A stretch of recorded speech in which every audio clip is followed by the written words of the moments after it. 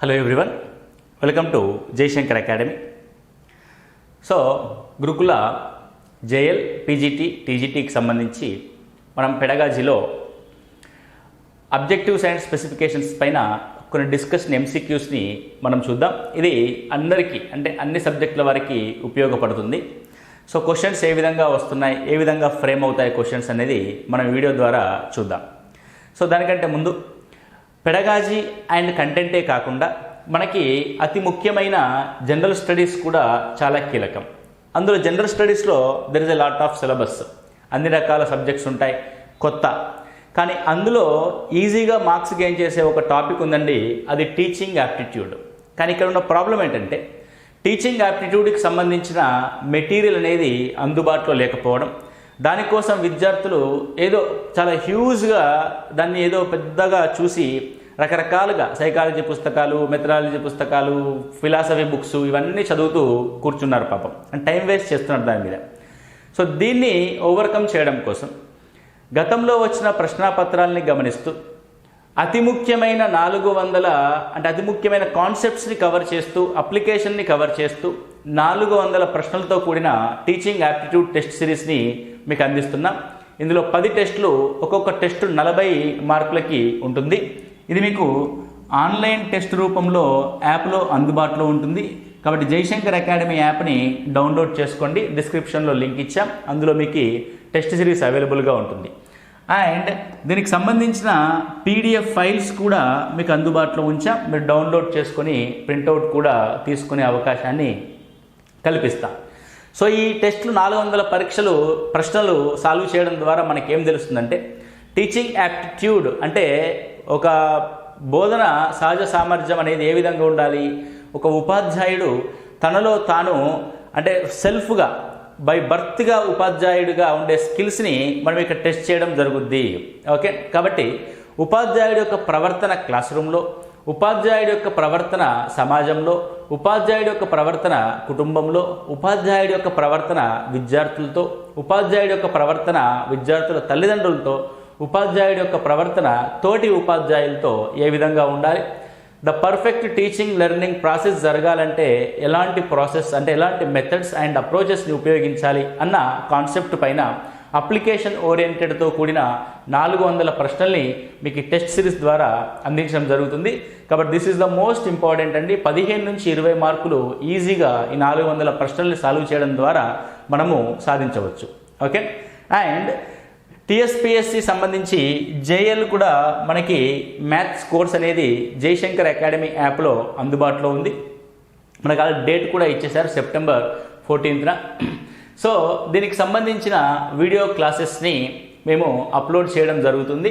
So JL మ్యాథ్స్కి సంబంధించి ఇప్పటివరకు అంటే ఎవరు ఇయ్యని విధంగా అతి తక్కువ ఖర్చుతో, అతి తక్కువ ఫీజుతో మీకు ఈ కోర్సుని అందిస్తున్నాం. అదేవిధంగా మన జయశంకర్ అకాడమీలో మ్యాథ్స్కి సంబంధించిన ఎలాంటి కోచింగ్ అయినా అందిస్తాం. కాబట్టి పీజీటీ, టీజీటీకి సంబంధించి లైవ్ ప్లస్ రికార్డెడ్ సెషన్స్ని కూడా మీకు అందిస్తున్నాం. దాంతోపాటు పెడగాజీ క్లాసెస్ని కూడా మీకు ఇస్తున్నాం. ఎవరైనా ఫస్ట్ టైం ఈ వీడియో చూస్తున్నట్లయితే జయశంకర్ అకాడమీ యాప్ని డౌన్లోడ్ చేసుకొని మీకు అవసరం ఉంటే జేఎల్ మ్యాథ్స్ కోర్సు కానీ, PGT, TGT mathematics live plus record క్లాసెస్ని మీకు అందుబాటులో ఉన్నాయి, దాన్ని కూడా మీరు చూడవచ్చు. ఇకపోతే ఈ వీడియోలో ఆబ్జెక్టివ్స్ అండ్ స్పెసిఫికేషన్ సంబంధించిన కొన్ని మల్టిపుల్ చాయిస్ క్వశ్చన్స్ ఏ విధంగా అడుగుతున్నారు, వాటిని ఏ విధంగా మనం సాల్వ్ చేయాలి అన్న విషయం మీద మనం ఈ వీడియోని చూద్దాం. కాబట్టి చివరి వరకు వీడియో అనేది చూడండి. అండ్ ఇది ఓన్లీ మ్యాథ్స్ కోసమే కాకుండా అన్ని రకాల సబ్జెక్టులకు కూడా ఉపయోగపడే విధంగా ఈ ఆబ్జెక్టివ్స్ అండ్ స్పెసిఫికేషన్ అనేది కామన్ టాపిక్ కాబట్టి మిగతా సబ్జెక్ట్ అభ్యర్థులు కూడా చూడవచ్చు. కాబట్టి the first question is the student list the type of triangles in the behavioural objective of. Okay, so మనము ఆబ్జెక్టివ్స్ అండ్ స్పెసిఫికేషన్లో ప్రశ్నల్ని ఆన్సర్ చేసేటప్పుడు విద్యార్థి ఏం చేస్తున్నాడో అతని యొక్క క్రియని మనము ఆ పదాన్ని బట్టి ఆన్సర్ చేయాలి. అంతే తప్ప పూర్తిగా మనము ఓవర్ థింకింగ్ చేసి దాన్ని మనము దాన్ని ఏమంటారు, కొండంతవి ఎలుకను పట్టుకున్నట్టుగా బాగా డీప్గా ఆలోచించి అనవసరమైన ఆప్షన్స్ పెట్టడం కంటే చాలా సింపుల్గా ఎక్కడి నుంచి మనం ఆన్సర్ని తీసుకోవాలి అన్న దానిపైన మనము చూద్దాం. ఇక్కడ చూడండి, స్టూడెంట్ ఏం చేస్తున్నాడు, లిస్ట్ చేస్తున్నాడు. List the types of triangles in the behavioural objective. For example మనం కూరగాయలకి మన ఇంట్లో సామానికి లిస్ట్ రాద్దాం అనుకుందాం. ఏం చేస్తాం లిస్ట్ రాయాలంటే గుర్తు తెచ్చుకుని షుగర్ ఉందా, పప్పు ఉందా, ఉప్పు ఉందా అంటే వీఆర్ రీకాలింగ్. అంటే ఏం చేస్తున్నాం, మనము రీకాల్ చేస్తున్నాం, జ్ఞప్తికి తెచ్చుకొని ఆ లిస్ట్ చేస్తున్నాం. కాబట్టి జ్ఞప్తి అనే స్పెసిఫికేషన్ ఎందులో ఉంటుందంటే నాలెడ్జ్లో ఉంటుంది. Okay, so list the types of triangles in the behavioural objective of knowledge. ఇక చాలామంది అభ్యర్థులు ఏమనుకుంటారంటే పాపం అంటే తెలియక ఎలా అటెంప్ట్ చేయాలో తెలియక ఒక రకమైన కాన్ఫిడెంట్లో ఉండి ఏం చేస్తారంటే సార్ టైప్స్ ఆఫ్ ట్రయాంగిల్స్ ఉంది కదా, టైప్స్ ఆఫ్ ట్రయాంగిల్స్ అంటే క్లాసిఫికేషను అండర్స్టాండింగ్లో వస్తుంది, మీరేంటండి నాలెడ్జ్లో చెప్తున్నారంటే స్పెసిఫికేషన్ని గుర్తించే సందర్భంలో అభ్యర్థులందరూ చేసే మిస్టేక్ ఏంటంటే అతడు చేసే ప్రయత్నం యొక్క అంటే అతని యొక్క అవుట్పుట్ కాకుండా అతడు చేస్తున్న ప్రాసెస్ ఏంటో గమనించాలి, అతడు చేస్తున్న క్రియ ఏంటో గమనించాలి. What he's doing that he's preparing the list or is listing the types of triangles. వాడు లిస్ట్ తయారు చేస్తున్నాడు, అదే క్లాసిఫై చేయట్లే. List, how the list was prepared, the list was prepared by recalling the items. Okay, list ఎలా prepare చేయబడుతుంది, అంశాలని గుర్తుకు తెచ్చుకోవడం ద్వారా లిస్ట్ ప్రిపేర్ చేయబడుతుంది. కాబట్టి దేని మీద కాన్సన్ట్రేట్ చేయాలి నువ్వు, అతడు ఏం చేస్తున్నాడు, వాట్ ఈజ్ డూయింగ్ అనే దాని మీద మనము కాన్సన్ట్రేట్ చేయాల్సి వస్తుంది తప్ప what is the output result అన్న దాని మీద కాన్సన్ట్రేట్ చేయకూడదు. The specification in that means the action of student. Okay, మనం ఆ యాక్షన్ ఏంటి అన్నది గుర్తించాలి. చాలామంది అభ్యర్థులు ఈ యాక్షన్ ఆఫ్ డూయింగ్ మీద దృష్టి పెట్టకుండా మిగతా వాటిపైన దృష్టి పెట్టి పాపం అనవసరంగా మార్కులు పోగొట్టుకుంటారు. గురు క్లాసులో ఉన్న మేజర్ డ్రాబ్యాక్ ఏంటంటే నెగిటివ్ మార్కింగ్ ఉంది. కాబట్టి ఇలాంటి అనవసరమైన లోతైన విశ్లేషణలకు పోయి మీరు అనవసరమైన మార్కుల్ని పోగొట్టుకోకండి. Specification is nothing but action of doing by the student. అతడు ఏం పని చేస్తున్నాడు ఆ సందర్భంలో అన్న దాని మీద మనం స్పెసిఫికేషన్ ఐడెంటిఫై చేయాలి. Okay, right. నెక్స్ట్ క్వశ్చన్ చూస్తే the students predicts that a parallelogram having all sides equal is called rhombus is the behavioral objective of. మనం అంతా అది ఏంది అవుట్పుట్ అనేది కాకుండా what is doing, he is prediction, he predicts.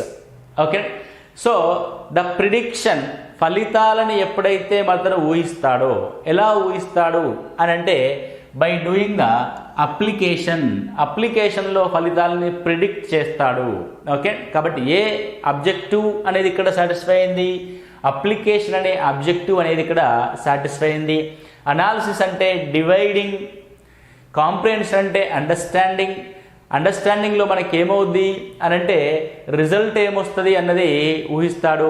ఇక్కడ prediction అని అంటే ప్రిడిక్షన్స్ ఇన్ దట్ మీన్స్ భవిష్యత్తులో జరగబోయేదాన్ని ఊహించడం. కాబట్టి ప్రిడిక్షన్ అనే పదము ఖచ్చితంగా దేనికి సంబంధించిందంటే అప్లికేషన్కి సంబంధించింది. ఓకే, ప్రిడిక్షన్ అనే పదం అప్లికేషన్కి సంబంధించింది. Next one, the student compares. చూడండి, సింపుల్ ఒక పదం మనకు దొరికింది అనుకోండి, క్వశ్చన్ ఈజీగా మనకు క్రాక్ అవుద్ది. Compares and contracts the properties of square and rectangular is a example of. Okay, మన కంటెంట్ ఏం చెప్తున్నాడు అవసరం లేదు, స్టూడెంట్ యొక్క యాక్షన్ని మనం గమనించాలి. ఆబ్జెక్టివ్స్ అండ్ స్పెసిఫికేషన్లో మనం గమనించాల్సింది ఏంది, the action of student compares. So when we are observe the compares in that means పోల్చడం. ఎప్పుడు పోలుస్తామంటే విద్యార్థికి ఆ సబ్జెక్టు పైన అవగాహన వచ్చినప్పుడు, అండర్స్టాండింగ్ వచ్చినప్పుడు, that is called comprehension. Understanding in that means comprehension. కాబట్టి which is the answer, the specification the compares is understand, that is comprehension. Okay, what is that, comprehension, right. Let's see the next question. After an experimental approach, the student summarizes observations that the sum of measures of the four angles of a quadrilateral is 360 degrees is the behavioral objectives of. Summarize antunadu. So where is the action of the student? There is an action of the student as summarizes. So when we have the summarise అంటే ఏంది? సారాంశాన్ని మొత్తాన్ని చెప్పడం, అంటే అంశాలన్నింటినీ కలిపి ఒకే చోట summarise చేయడం. ఇలా అన్నింటినీ కలిపి సింపుల్గా చెప్పడాన్ని ఏమంటారంటే సింథసిస్ అంటాం. It is called synthesis. మనకి జనరలైజేషన్ అనే ఒకటి కాన్సెప్ట్ ఉంటుంది. Generalization is under the specification under the application. సింథసిస్లో మనకి సమ్మరైజ్ ఉంటుంది. సమ్మరైజ్ అంటే ఇవ్వబడిన మొత్తం అంశాలని క్రోడీకరించి కంపైల్ చేసి ఒక చిన్న విషయంగా చెప్పడాన్ని ఏమంటే సింథసిస్ అంటాం. Synthesis is nothing but the joining the compiling the different elements into the new output. Okay, వేరు అంశాలని ఒకే అంశంగా చూపించడాన్ని ఏమంటారంటే సింథసిస్ అంటాం. సమ్మరైజ్ అంటే కూడా అదే. The word summarises belongs to synthesis. Okay, very clear. No బట్టి పట్టకూడదు, ఇలా అనలిటికల్ వేలో చూడాలండి. The behavioral objective, like the students will appraise, determine, criticize, support, defend, attack, avoid, verify, conclude, relate, are the instructional objective of. So అన్నిట్లో ఒక విషయం చూడండి, criticise విమర్శిస్తాడు. ఒక విషయాన్ని విమర్శించడం కానీ పొగడ్డం కానీ దేనికి సంబంధించిందంటే ఎవాల్యుయేషన్కి సంబంధించింది. అంటే నీ యొక్క విలువని వాడు చెప్తున్నాడు, మనకు సంబంధించిన వాల్యుయేషన్ చేస్తున్నాడు. కాబట్టి student valuate that, student judges that contemporary elements in that situation. అంటే జడ్జిమెంట్ అనేది ఇస్తున్నాడు ఇక్కడ. క్రిటిసైజ్ చేయడం కానీ, సపోర్ట్ చేయడం కానీ, డిఫెండ్ చేయడం కానీ, అటాక్ చేయడం కానీ, అవాయిడ్ చేయడం కానీ, వెరిఫై చేయడం కానీ, కోయిన్సైడ్ చేయడం, కంక్లూడ్ చేయడం కానీ, రిలేట్ చేయడం కానీ దేనికి సంబంధించిందంటే ఎవాల్యుయేషన్కి సంబంధించింది. ఎవాల్యుయేషన్ అంటే ఏంది? ఏదైనా ఒక అంశం మీద మనం ఏ విధంగా స్పందిస్తున్నాం అన్నది ఎవాల్యుయేషన్. అంటే దాన్ని ఏ విధంగా తీసుకుంటున్నాం. నువ్వు ఆ విషయాన్ని వాల్యుయేట్ చేసి ఆ విషయం మీద విమర్శ చేస్తావా, ఆ విషయాన్ని సపోర్ట్ చేస్తావా, ఆ విషయాన్ని నువ్వు కంక్లూడ్ చేస్తావా, వెరిఫై చేస్తావా, ఇవన్నీ కూడా దేనికి సంబంధించినంటే ఎవాల్యుయేషన్కి సంబంధించినవి. కాబట్టి these are the specifications under evaluation. Okay, next చూస్తే which of the following is not an example of general instructional objective. కింది వాటిలో ఏది జనరల్ ఇన్స్ట్రక్షనల్ ఆబ్జెక్టివ్ కాదు. ఓకే, ఆబ్జెక్టివ్ కాదంటే అది స్పెసిఫికేషన్ అయి ఉంటుంది, కాబట్టి దాన్ని గుర్తుపడదాం. Student acquires knowledge of addition of polynomials. Knowledge ఉంది కాబట్టి ఇది objective. Student understand the meaning of the term of congruency. So understand అనేది ఆబ్జెక్టివ్ కాబట్టి ఇది కూడా instructional objective. Student lists the properties. చూడండి, లిస్ట్ అన్నది ఆబ్జెక్టివ్ కాదు, ఇది specification. Okay, so not a instructional objective అన్నాడు కాబట్టి అందులో ఏం జాయిన్ చేశాడు, అందులో స్పెసిఫికేషన్ ఇంక్లూడ్ చేశాడు. This is not an objective. Next చూడండి, student applies the formula. Applies in that means application is also objective. ఈ మూడు ఆబ్జెక్టివ్స్. లిస్ట్స్ మాత్రం స్పెసిఫికేషన్, రీకాల్ స్పెసిఫికేషన్ సంబంధించిన అంశం కాబట్టి ఇది ఏంటంటే third one is not an instructional objective. Very simple. అంటే by understanding the terms only we are answer the questions. So ఇది అర్థం కాకుండా చాలామంది విద్యార్థులు ఏం చేస్తారంటే దాన్ని ఓవర్ థింకింగ్ చేసి పాపం దాన్ని ఇంకా అలా చేయాలి ఇలా చేయాలి అనుకుంటా అనవసరమైన డీప్ డిస్కషన్లోకి వెళ్ళి క్వశ్చన్స్కి ఆన్సర్లు పోగొట్టుకునే సందర్భాలు మనం చాలా సందర్భాల్లో చూసాం. కాబట్టి పెడగాజీలో మనం అర్థం చేసుకోవాల్సింది ఏంటంటే ద టర్మినాలజీ అనేది మనం అర్థం చేసుకోవాలి. స్పెసిఫికేషన్ అంటే ఏంటి, ఆబ్జెక్టివ్ అంటే ఏంటి, స్పెసిఫికేషన్లో ఎలాంటి పదాలు వాడతాం, ఆబ్జెక్టివ్లో ఎలాంటి పదాలు వాడతాం అన్న చిన్న విషయం తెలిస్తే ఆన్సర్ ఏ విధంగా ఇచ్చినా సరే మనం చేస్తాం. స్పెసిఫికేషన్ అంటే ఏంది, the action of the student. ఇక్కడ లిస్ట్ ప్రిపేర్ చేస్తున్నాడు, ఇక్కడ that is specification, that is not an objective. కాబట్టి మనము which is not an instructional objective. ఇది ఈ విధంగా మీకు వెరీ సింప్లెస్ట్ వేలో పెడగాజీలో 90 పైగా మార్కులు వచ్చే విధంగా మీ క్లాసెస్ని రికార్డ్ చేయడం జరుగుతుంది. కాబట్టి మ్యాథ్స్ పెడగాజీకి సంబంధించిన విద్యార్థులు ఎవరైనా ఉంటే జయశంకర్ అకాడమీ యాప్ని డౌన్లోడ్ చేసుకోండి. దానికి సంబంధించిన వీడియోస్ని మీకు అందులో అప్లోడ్ చేస్తాం. ఈజీగా ఇలా సింపుల్ వేలో మనం పెడగాజీని అర్థం చేసుకోవడం జరుగుతుంది. Okay, next one. Which of the following is not an example of the specific behavioural objective. ఇక్కడ ఏమంటున్నాడు, స్పెసిఫికేషన్ కాదు అంటున్నాడు. Okay, not an example of specification. కాబట్టి వాడు 3 స్పెసిఫికేషన్లు ఇచ్చి ఒకటి ఆబ్జెక్టివో ఎయిమ్సో వాల్యూయో ఇస్తాడు, మనం చూస్తాం. So student recalls the definition of triangle. So recall is a specification under the objective of knowledge.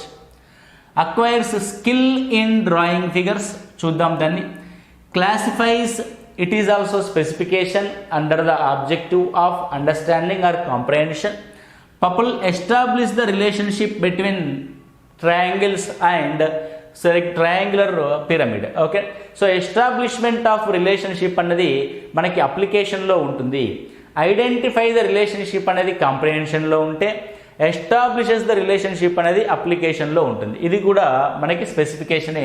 ఇక స్పెసిఫికేషన్ కానిది ఏది అని అంటే, ఇది ద స్కిల్ డెవలప్మెంట్ అన్నది మనకి సైకోమోటర్ డొమైన్లో ఉండే ఒక ఆబ్జెక్టివ్. కాబట్టి మనము నాట్ స్పెసిఫికేషన్గా చూస్తాం. మిగతా అన్నీ కూడా స్పెసిఫికేషన్ సంబంధించిన అంశాలు. చూడండి, మనం దేన్ని బట్టి ఆన్సర్ చేస్తున్నాం, only which is the word given in that statement, దాన్ని ఆధారంగానే మనము క్వశ్చన్కి ఆన్సర్ చేస్తున్నాం.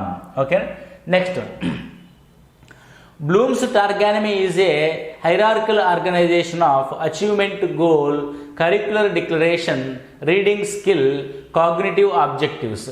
మనకు బ్లూమ్స్ టాక్సానమీ దేని గురించి చెప్తుంది అంటే, కాగ్నిటివ్ ఆబ్జెక్ట్స్ గురించి చెప్తుంది. Cognitive objectives. ఓకే, అంతే కదా, ఆబ్జెక్టివ్స్ గురించి చెప్తుంది. కాగ్నిటివ్ ఆబ్జెక్టివ్స్ చెప్తుంది, అండ్ సైకోమోటర్ డొమైన్లోని ఆబ్జెక్టివ్స్ గురించి చెప్తుంది, అండ్ ఎఫెక్టివ్ డొమైన్లోని ఆబ్జెక్టివ్స్ గురించి చెప్తుంది.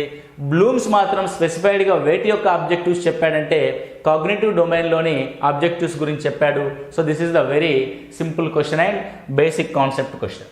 Next one, following is a problem from textbook of class 3rd. Which mathematical operation will be used to solve the following problem? Okay, మనం ఏం చేస్తున్నాం స్టూడెంట్ని, which mathematical operation will be used to solve the following problem అని చెప్తున్నాం. A milkman sold 1410 liters of milk in 100 days. How many liters of milk did he sell in a day? Which competence of Bloom's cognitive domain is referred in the question? Okay, మనం ఇక్కడ ఏం చేస్తున్నామంటే, which mathematical operation will be used, operations. Okay, ఏ ఆపరేషన్ని ఉపయోగించి మనం చేస్తున్నాం, which mathematical operation అంటే ప్లస్లా, మైనస్లా, ఇంటూ ఆర్ డివైడెడ్ బైలా. So mathematical operations use of దేని గురించి చెప్తుంది అని అంటే, మనం ఎక్కడ మ్యాథమెటికల్ ఆపరేషన్స్ని యూజ్ చేస్తాము అని అంటే, సో ఇన్ ద మ్యాథమెటికల్ అంటే యాడిషన్స్, సబ్స్ట్రాక్షన్స్, మల్టిప్లికేషన్స్, డివిజన్స్. సో క్వశ్చన్కి ఆన్సర్ చేయాలంటే మనకి ఏం తెలియాలండి, ఇట్స్ వెరీ సింపుల్. గుణితాలు, భాగహారాలు రావాలి.